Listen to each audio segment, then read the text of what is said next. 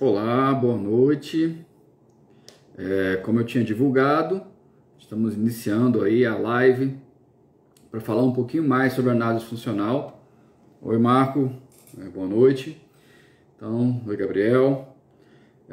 Então, iniciando essa live para falar um pouquinho mais aí sobre análise funcional, aprofundar um pouco mais esse tema, além do que a gente falou no nosso encontro passado. Então nós chegamos a introduzir o que seria a análise funcional, falar um pouquinho da importância dela para as intervenções clínicas comportamentais. E hoje eu vou falar de uma distinção que pouca gente conhece. A distinção mais comum que se faz entre tipos de análises funcionais são aquelas, a distinção entre análise molar e análise molecular. E hoje eu vou falar um pouco mais das análises lineares em comparação com as análises não lineares. E esse é um projeto da Pragmática Psicoterapia e Cursos de tentar fazer lives sobre temas de análise do comportamento e de terapia analítico comportamental todas as segundas-feiras à noite, que depois vão resultar em vídeos para o nosso Reels e para o nosso canal do YouTube. Então, se você tiver interesse, se inscreva no nosso canal do YouTube, que tem muito conteúdo lá bacana de análise do comportamento. Então vamos direto ao ponto. Como nós falamos na live passada, a análise funcional ela é um instrumento básico de qualquer analista do comportamento, inclusive os cursos de análise do comportamento, de análise experimental do comportamento, eles têm como conteúdo básico o treinamento do estudante em fazer análises funcionais, de como eles podem identificar um comportamento e definir esse comportamento, operacionalizar esse comportamento e identificar e descrever de uma maneira inteligível, compatível com a terminologia da análise do comportamento, os determinantes desse comportamento. Eles vão ser sempre descritos a partir daquele paradigma lá da contingência tríplice quando a gente faz análise de um comportamento operante. Quando a gente faz uma análise de um comportamento respondente, um comportamento reflexo, a gente vai utilizar outro paradigma, que é o paradigma respondente, do estímulo eliciando uma resposta. Quando a gente fala de clínica, a nossa ênfase é no comportamento operante, então nós vamos utilizar, para tanto, o paradigma operante, que é a ocasião, resposta e os estímulos consequentes a esse comportamento, que vão determinar a probabilidade de ocorrência desse comportamento no futuro. Quando a gente ensina para vocês a análise funcional, geralmente a gente trata exemplos bem simples, aquele clássico da criança fazendo uma birra num supermercado, mantido pelo pai, dá para a criança o que ela quer, seja um brinquedo, seja um iogurte, um doce, coisa do gênero. Então, é uma análise bem simplória que a gente aprende. Inclusive, é muito comum vocês fazerem aquela piadinha, Você, o que tem no livro? Então, análise de um comportamento bem simples de um rato pressionando uma barra, sendo mantido pela disponibilização de uma gota d'água. E aí, na prova, você pede para o cara calcular a distância da Terra à Lua e coisas do gênero, Então, é até o meme que se faz nessa história. É justamente porque esses exemplos que a gente utiliza para ensinar vocês a categorizar o que é um reforçador positivo, um reforçador negativo, um estímulo punitivo positivo, punitivo negativo, um estímulo discriminativo, um estímulo delta, uma operação estabelecedora, são exemplos muito simples, muitas vezes envolvem animais não humanos. Agora, quando a gente vai tentar entender um comportamento humano complexo no contexto aplicado da clínica, por exemplo, a gente vai acabar tendo muita dificuldade. E para isso, um autor que eu gosto muito, foi muito relevante para o início de uma terapia de orientação comportamental, de cunho operante, é um autor chamado Israel Golddiamond, e eu tive a honra de ouvir sobre o Golddiamond e ler sobre o Golddiamond nas aulas na UNB com o professor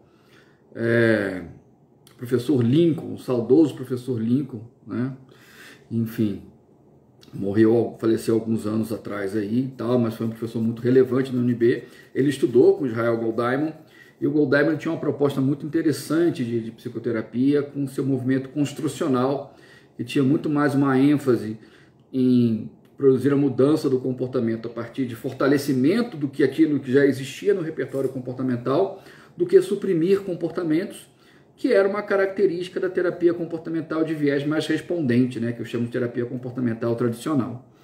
E esse modelo do Goldimon, ele, além de ter essa postura construcional, né, de construir repertórios, mais do que suprimir repertórios, ele propunha um tipo de análise muito mais complexa do que a análise funcional que a gente aprende, né, nos cursos de graduação e até em cursos de pós e tal, que são as análises não lineares. Então, quando a gente faz, vamos pegar esse exemplo que eu falei para vocês, daquela criança que ela vai ao mercado, sei lá, quando ela vai com o pai, se ela faz birra, o pai dá para ela o que ela quer, esse comportamento ele vai ter uma probabilidade maior na presença do pai. E ela não faz o mesmo na presença da mãe, por exemplo. Então ela pode girar no chão lá, se debater, berrar, gritar num supermercado, que a mãe não vai dar nada para ela, ao passo que se ela fizer a mesma coisa com o pai acaba cedendo, por exemplo.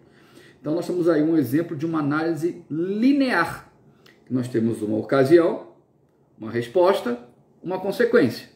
A ocasião, nesse caso, o pai é um estímulo discriminativo, que ele sinaliza que o comportamento de fazer birra será seguido do acréscimo daquilo que a criança quer naquele momento, seja uma bala, um doce, enfim, um biscoito e tal.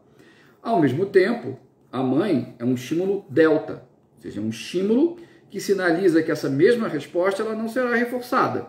Tá? Então, a consequência disso em longo prazo, né, é um controle da probabilidade de ocorrência desse comportamento pela presença do estímulo discriminativo e do estímulo delta. Na presença do estímulo discriminativo, essa criança tenderá a fazer birra. Na presença do estímulo delta, não. Esse é um exemplo clássico de uma análise linear, ou seja, em que você vê apenas um comportamento e a sua relação com os estímulos antecedentes e os estímulos consequentes. Todavia, nós vamos ter alguns comportamentos que, se nós olharmos apenas para os seus consequentes ou seus antecedentes, nós vamos ter muita dificuldade de entender o que faz esse comportamento ter uma frequência tão alta. Fica muito difícil a gente entender olhando apenas para as consequências daquele comportamento. E aí, para você conseguir entender por que determinado comportamento ele acontece com uma frequência tão alta, não basta olhar só para as consequências desse comportamento. Você vai ter que olhar para as consequências de outro comportamento cuja probabilidade de ocorrência é afetada pela ocorrência do primeiro comportamento. Opa, ficou meio complicado, né? Mas o que eu quero dizer do frigir dos ovos é que um comportamento ele acaba possuindo uma relação com outro comportamento. Porque um primeiro comportamento ele pode afetar, do ponto de vista logístico, inclusive, a probabilidade de ocorrência de um segundo comportamento. E, na realidade, são as consequências desse segundo comportamento que vão afetar tanto a probabilidade de ocorrência desse próprio comportamento, quanto daquele primeiro comportamento que a gente vai ter muita dificuldade de entender. Vou dar um exemplo bem simples para vocês. Bem, não tão simples, mas enfim, eu acho que vocês vão conseguir entender. Vou imaginar que nós temos uma jovem, por exemplo, que ela tem por volta dos seus 23, 24 anos, ela acabou de concluir a sua graduação. Ela foi uma jovem que todo mundo disse para ela que ela era inteligente, que vinha um grande potencial nela, que ela era esforçada, que provavelmente ela ia ser bem sucedida profissionalmente, coisas do gênero. Ao mesmo tempo, essa mesma jovem, ela é muito solícita. Então, ela tem um irmão que sempre precisa dela, que leve aqui, leve ali. Ela sempre ajuda a mãe em casa. O irmão, bem na nossa cultura machista, ele não faz nada em casa, não ajuda praticamente nada. Então, ela que ajuda a mãe em casa. E ela tem uma avó que está doente, então ela que pega essa avó e leva no médico. Ela que ajuda os pais nas tarefas de casa, domésticas, ou até de resolver problemas. Sei lá, ela aprendeu a fazer, ela que faz a declaração do imposto de renda de todo mundo da família, porque ela fez contabilidade, então ela faz a declaração do imposto de renda do pai, da mãe, enfim. E ela é uma pessoa que tem muita dificuldade em dizer não. E olha o que acaba acontecendo. Ela resolveu passar num concurso público, né? Fazer concurso, ser aprovada no concurso público, coisas do gênero, como uma solução profissional aí para a vida dela. Mas aí, ela nunca consegue estudar. Por que ela nunca consegue estudar, gente? Ela não consegue estudar porque ela está acudindo todo mundo. Ela está fazendo as coisas pelos outros. Então, ela é aquela pessoa muito solícita, né? E ela tem muito reconhecimento por isso, né? Ela é vista como aquela pessoa que é pau para toda obra, aquela pessoa que ajuda todo mundo, aquela pessoa com quem se pode contar. Ao comparar, ela é muito comparada com o irmão, que, né, não está nem para ninguém, é egoísta e coisas do gênero. Ao mesmo tempo, ela é vista como uma boa filha, uma boa neta, uma boa sobrinha, e, enfim. Então, o comportamento de ajudar todo mundo, ele produz os reforçadores, né? Que a gente fala dos reforçadores condicionados, generalizados ou simbólicos, né? Que falam que ela é uma boa filha, uma boa neta, coisas do gênero, né? A ocasião para esse comportamento são os pedidos, as demandas e os problemas dos outros. Só que, poxa, ela perde tempo, ela não consegue estudar, que é a coisa que ela diz que ela mais quer. Então ela se queixa de não conseguir estudar, ela se queixa para o terapeuta dela de muito cansaço, porque está fazendo as coisas por outros. Ela se queixa de que ela não consegue, atrapalha os programas dela, as saídas com o namorado, ou enfim, com as amigas, porque ela está ajudando ali todo mundo, né? Ela não consegue acompanhar uma série e tal. Então a gente fica confuso. Ora, vejam só, por que esse comportamento de ajudar todo mundo, por mais que produza os seus reforçadores, e reforçadores até poderosos, né?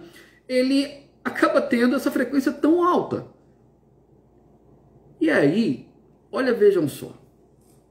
Lembra da historinha que ela é tida como aquela pessoa inteligente, que todo mundo fala que ela vai se dar bem profissionalmente e tal? Olha que interessante. Vamos pensar comigo, gente. Passar no concurso público é fácil. Todo mundo que estuda passa de primeira no concurso público, né? Lógico que a gente tem alguns outliers aí, né, que até conseguem fazer isso, mas o normal não. Mesmo para pessoas bem preparadas, com uma base, passar no concurso público é muito difícil. Requer muito sacrifício, horas de estudos laboriosos, solitários, fora as diversas tentativas frustradas. E olha só que interessante, para essa pessoa é particularmente perigoso, arriscado estudar com afinco para o concurso público. Por quê? Ora, gente, o que será que vai abalar mais a autoestima, né, essa percepção que ela tem de si mesma e do seu valor como pessoa? Ela estudar para valer e não passar, ou ela não passar porque ela não conseguiu estudar. Mas ela não pode simplesmente não conseguir estudar. Lembra, ela é vista como uma pessoa esforçada, dedicada. Então, para ela, simplesmente não estudar por não estudar, porque está com preguiça, porque quer se divertir, quer ir para uma festa, ou quer viajar, quer ir para a Chapada, isso é meio que inadmissível para ela, né? Ser vista como uma pessoa negligente, irresponsável, preguiçosa. Então, que maneira, obviamente, sem autoconhecimento, ela conseguiu encontrar para diminuir, né, o efeito aversivo do fracasso de passar no concurso público, né? O efeito simbólico aversivo, né? Porque quando você estuda para valer e não passa no concurso, opa, então o problema está comigo. Então eu não sou bom o suficiente, eu não sou bom, não sou tão boa quanto me disseram que eu era. Então, ora, ela passa a ter uma justificativa muito boa, para ela mesma, inclusive, de por que ela não está passando no concurso público. Ela não passa no concurso público porque ela ajuda todo mundo. Então, ela, com isso, ou seja, esse comportamento de ajudar as pessoas, ele não vai ser mantido apenas pelas suas próprias consequências. Ele também será mantido pelas consequências do comportamento de estudar para concurso público.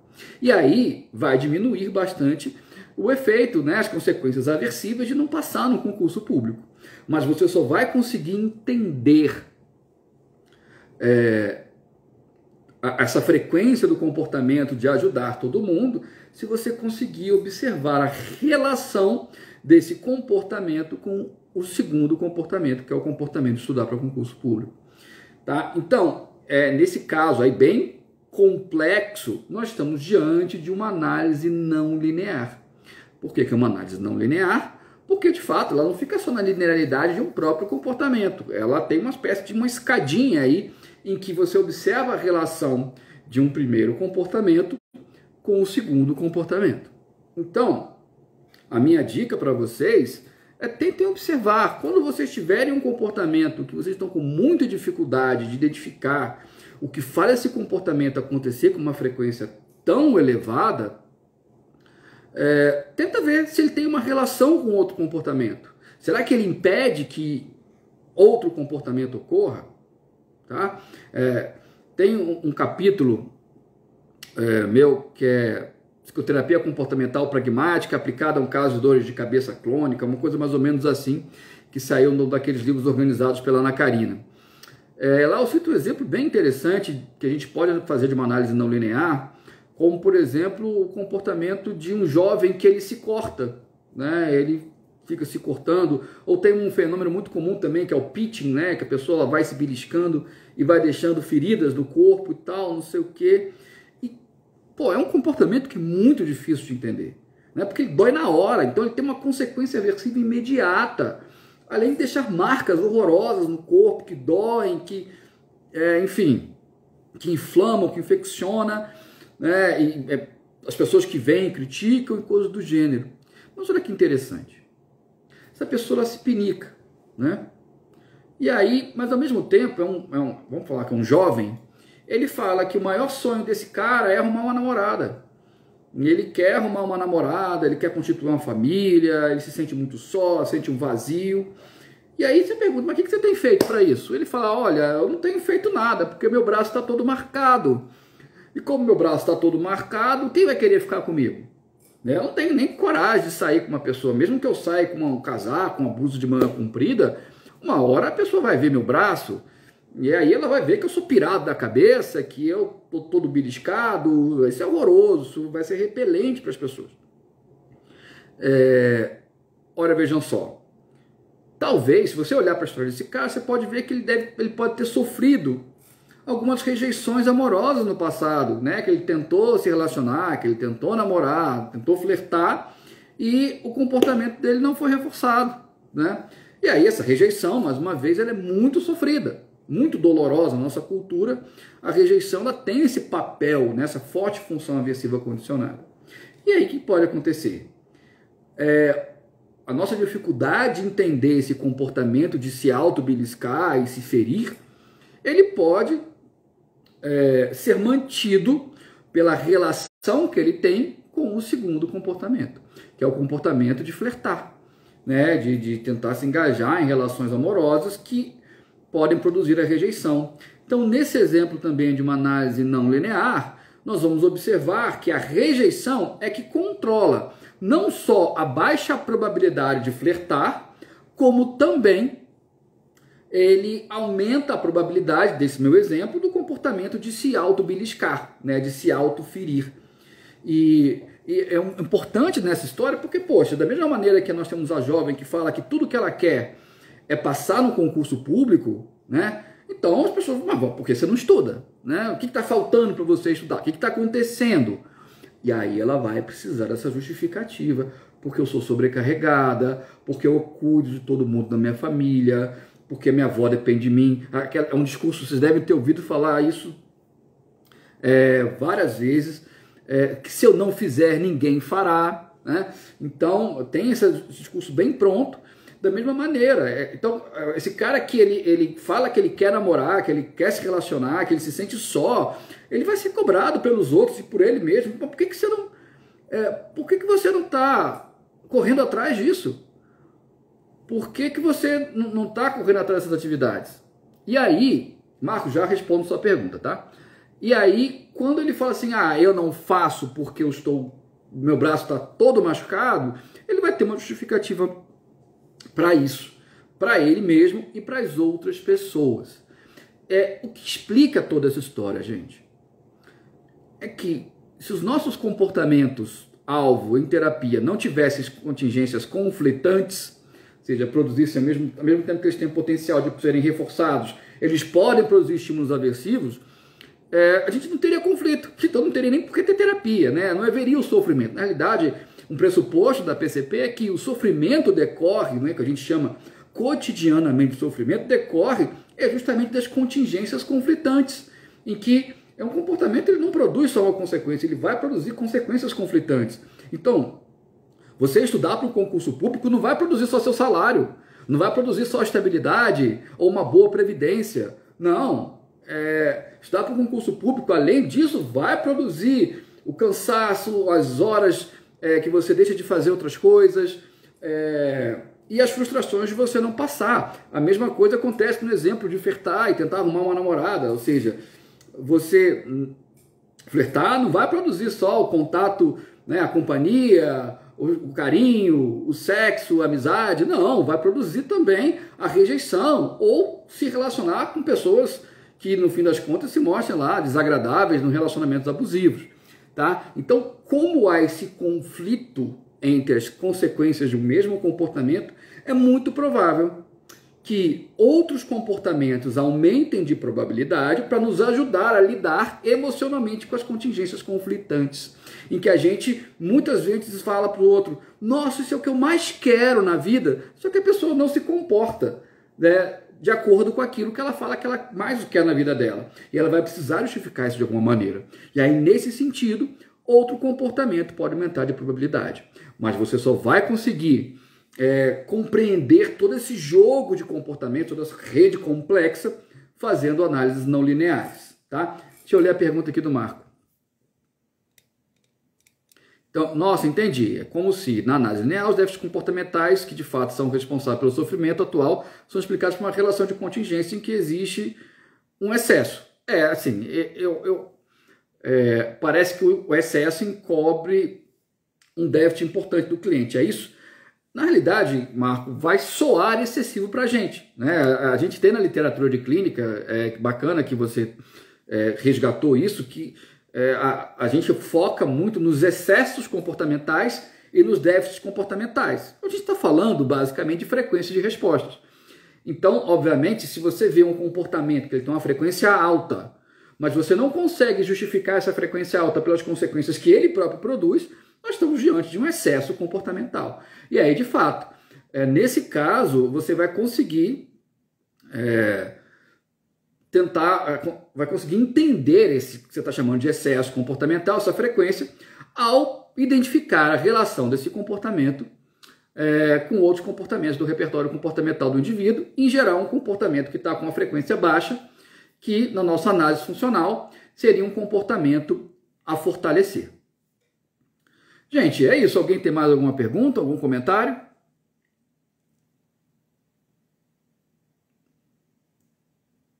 Quando vocês vão pensando aí, se vocês querem perguntar alguma coisa, fazer algum comentário, trazer algum caso que eu possa analisar rapidamente, respeitando o sigilo, é óbvio, tem o capítulo de análise funcional do livro Princípio Básico de Análise do Comportamento, Moreira e Medeiros, ele toca nesse ponto, acho bacana essa leitura para introduzir a questão da análise funcional. Também recomendo esse capítulo do livro lá, organizado pela Ana Karina, que traz essa análise aí dessa dor de cabeça psicossomática, um estudo de caso que é bem interessante, isso aí é discutido, tá? De qualquer maneira, gente, eu vou postar esse vídeo no canal do YouTube da Pragmática Psicoterapia e Cursos, e lá na descrição eu vou colocar algumas literaturas, alguns textos que podem ser importantes para vocês entrarem em contato mais com esse conteúdo, entendeu? E aí, quem tiver interesse, se inscreve no nosso canal, curte lá o vídeo, tem muito vídeo bacana para vocês. E de qualquer maneira, eu vou publicar essa live de hoje como um Reels no próprio Instagram, tá? E, enfim, vocês podem comentar lá, tirar suas dúvidas, podem mandar no direct, quem ficou ficou sem graça de falar aqui ao vivo. Mas é isso, beleza, moçada? Então, foi um prazer estar com vocês nessa noite de segunda-feira. Vou tentar fazer uma live toda segunda-feira sobre algum tema de análise do comportamento, então vocês já podem colocar aí na agenda que quem quiser aprender aí análise do comportamento e bater um papo comigo sobre temas relevantes da nossa prática, da nossa atuação, Toda segunda-feira eu vou tentar fazer aí por volta das 8h30. Beleza, moçada? É isso aí, um grande abraço e que a força esteja com vocês.